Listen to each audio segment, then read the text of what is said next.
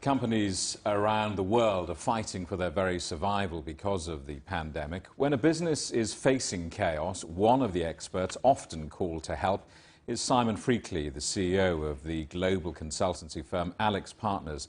They've handled some of the world's biggest company restructures. I spoke to him in New York and asked him what advice he gives to companies facing disruption. Well, of course, Jamie, we thought we were living in a disrupted world even before COVID-19 came along. And then, of course, the mother of all disruptions happened. But the first bit of advice I give to every client is make sure they have a very firm grip on cash. Make sure they understand their cash position. Make sure they understand what their liquidity forecast looks like. Make sure that they're never in a position where they run out of cash, because if they have cash, they have options. One company's coronavirus crisis is another's opportunity. How should companies capitalize on this current disruption? Well, you know, I think there are always winners and losers, but those companies that are positioning themselves for whatever the new normal is are going to be the winners. And what I've seen in looking at so many companies over the last 5 months is those leaders with strong and agile leadership that are repositioning their companies, that are opening up their businesses to deal with the new normal of social distancing or the violent swing to online sales if you're in the consumer products or retail business, that are most likely to do well coming out of the pandemic. Companies that are remaining agile, understanding their customers' needs, making sure their supply chain, if they're manufacturing or assembling, is not a hostage of any particular territory, so they have local, regional, as well as global supply chains are well placed. But fundamentally, it's making sure that the company remains agile to position itself to deal with whatever the new normal throws at us. Who do you think will be the biggest winners in the post-pandemic economy? Do you know, it's so interesting, Jamie, because one automatically thinks that those businesses with the most profound online strategies will be the winners. If you look at retailers, for instance, retail, of course, is such an important part of all of our economies around the world. If you look at retailers, the ones that are maybe having a real challenge are not just the ones who only sell in stores, but also those companies that have omni-channel strategies, online strategies, as well as in-store strategies, but their fulfillment capabilities are not properly set up. And bear in mind, of course, Jamie, that the cost of fulfilling an order online is much more significant than the cost of selling an item in store.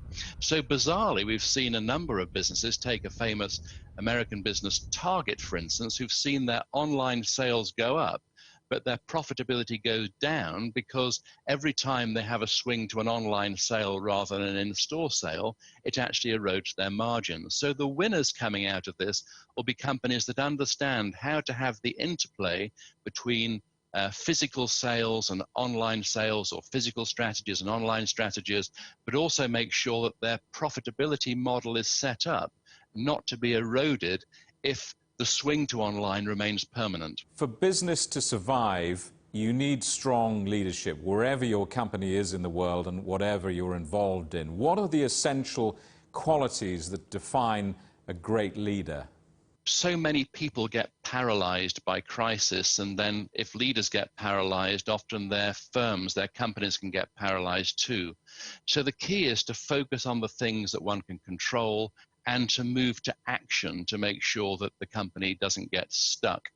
There are some great examples, by the way, of good leadership. You know, one global organization we all know is the Marriott Group, the hotel group. Sorensen, who is the chief executive of that group, had to make incredibly difficult decisions early on in the pandemic, where he shut down almost every Marriott hotel and facility around the world, but did an incredibly powerful and personal message to the hundreds of thousands of employees that Marriott have, as well as the customers, explaining what he was doing, why he was doing it, how they would step through it, with the values of their organization front and center. And of course, at times like this, a chief executive has to be their own chief communication officer. So being on the front foot with communication, explaining what the strategy is, explaining that not only does the team not know all the answers. At this stage, they don't even know all the questions, but the communication will continue so that people are kept in touch. How do you navigate your clients through the forthcoming uncertainties like US elections, US-China trade relations, and of course we must mention Brexit? Well, of course, there are so many things to focus on at the moment. You've mentioned just a few, but clearly, and this is stating the obvious, one can only control what is controllable. So we can't control the outcome of an election. We can't control the outcome of a tariff negotiation. We can't control something like Brexit. But what we can control is the performance of our own business, the confidence of our own customers, the confidence of our own employees, and really make sure that as leaders we focus on the things that we can control, so that even if the end game isn't obvious, we're making incremental progress towards whatever is the restart strategy or the new normal that we're going to be in. So what I always say to business leaders when I'm working with them shoulder to shoulder in these crisis situations, once we've made sure we're not going to run out of cash, let's work out what the short to medium term decisions are going to be that are going to maximize the chances of not just the survival of the business, but also the fact that once repositioned, the business can thrive coming out of the pandemic.